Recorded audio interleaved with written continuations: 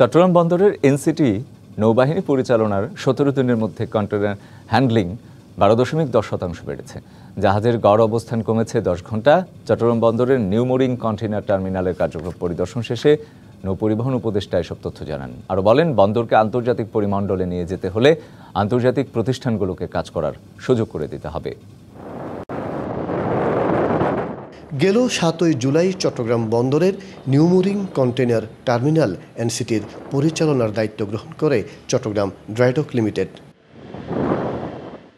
দায়িত্ব নেওয়ার পর থেকে 24 জুলাই পর্যন্ত 17 দিনে দৈনিক গড় হ্যান্ডলিং হয়েছে 3250 টিউএস।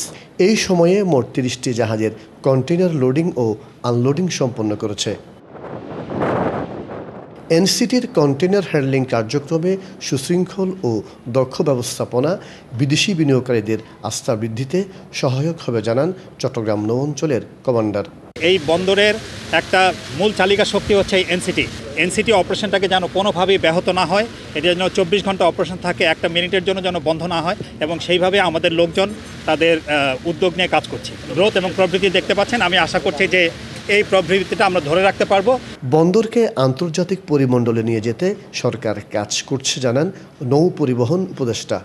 আমাদের যদি এফিসিয়েন্সি বাড়াতে হয় তাহলে আমাদেরকে বাইরের নো হাউ টেকনোলজি আনতে হবে। নিজেরা অনেক এফিসিয়েন্টলি করছি, কিন্তু এই এফিসিয়েন্সি বাড়াবার জন্য আমাদের দরকার হচ্ছে আন্তর্জাতিক অঙ্গনে আমাদের প্রবেশ করা। চট্টগ্রাম ড্রাইডকের কার্যকর ভূমিকা বন্দরের সার্বিক কর্মকাণ্ডে গতি আনার পাশাপাশি জাতীয় অর্থনীতিতেও ইতিবাচক প্রভাব ফেলেছে জানান নৌবাহিনীর কর্মকর্তারা।